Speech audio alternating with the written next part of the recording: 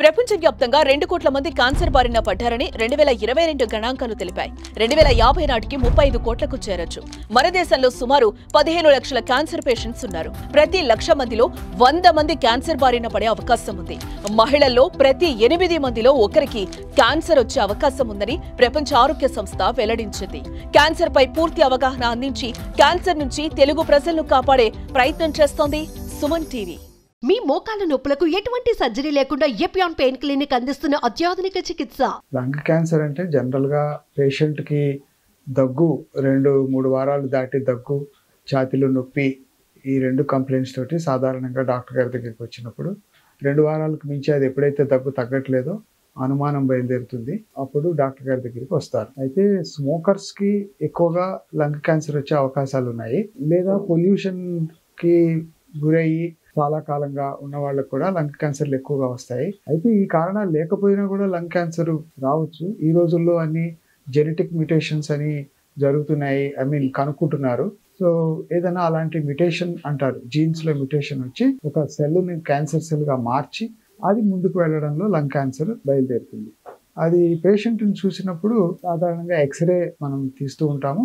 ఆ ఎక్స్రేలో ఒక గడ్డ మాదిరిగా మనకు కనపడుతుంది. లేదా లంగ్లో ఆ ఎక్స్రేలో ఉన్న చేంజెస్ని బట్టి మనం ఏదైనా సిటీ స్కాన్ అది చేస్తే గడ్డ ఉందని రూఢి అవుతుంది. దాని నుంచి మనము మళ్ళీ ఒక బ్రాంకోస్కోపీ అనే టెస్ట్ ద్వారా కానీ లేకపోతే బయట నుంచి ట్రూపెట్ బయాప్సీ అని, FNAC అని లీడింగ్ టెస్ట్ చేస్తాం. ఛాతీలో నుంచి గడ్డలోకి సూది పంపించి దాన్ని బయాప్సీ అంటారు. అది పరీక్ష చేస్తే లంగ్ క్యాన్సర్ బయటపడుతుంది. ఈ లంగ్ క్యాన్సర్ లో మళ్ళీ 4 రకాలు ఉంటాయి మెయిన్ గా. అందులో ఎడినోకార్సినోమా అని, స్క్వామస్ సెల్ కార్సినోమా అని, స్మాల్ సెల్ కార్సినోమా అని, నాన్ స్మాల్ సెల్ కార్సినోమా అని వెరైటీలు ఉంటాయి. ఎడినోకార్సినోమా అనేది సర్వసాధారణంగా చూస్తూ ఉంటాం. నెక్స్ట్ ఎక్కువగా చూసేది స్మాల్ సెల్ క్యాన్సర్, ఇంకొంచెం తక్కువ మోతాదులో కానీ చూస్తూనే ఉంటాము స్మాల్ సెల్ క్యాన్సర్ అని.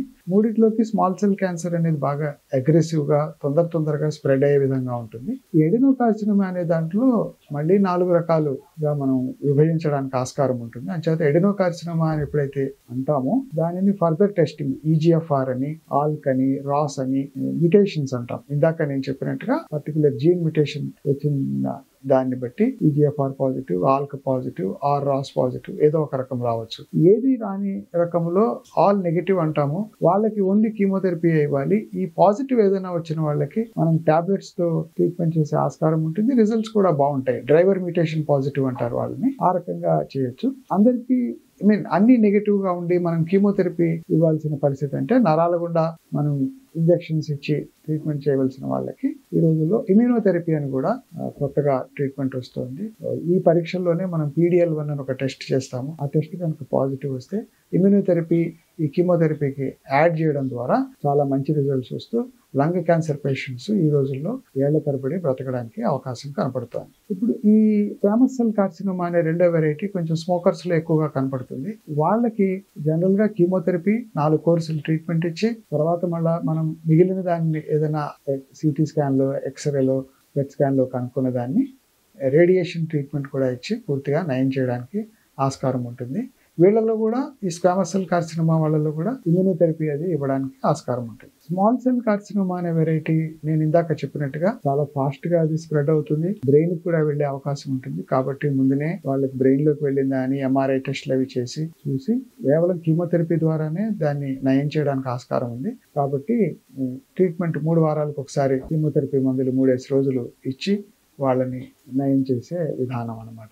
ఈ రకంగా మనం లంగ్ క్యాన్సర్ ని అనేక రకాలుగా విభజించడం, ఆ విభజించిన దాన్ని బట్టి డ్రైవర్ మ్యుటేషన్ అనేది పాజిటివ్ గా వస్తే వాటికి ఆ టార్గెటెడ్ థెరపీ ద్వారా నయం చేయడం, డ్రైవర్ మ్యుటేషన్ లేని దానికి కీమోథెరపీ ద్వారా నయం చేయడం, అవసరమైతే మిగిలింది ఏదైనా ఉంటే దాన్ని రేడియోథెరపీ తోటి ఇంకా బాగా కంట్రోల్ చేయడం, ఇవన్నీ విధానాలతోటి మనం నయం చేస్తాం.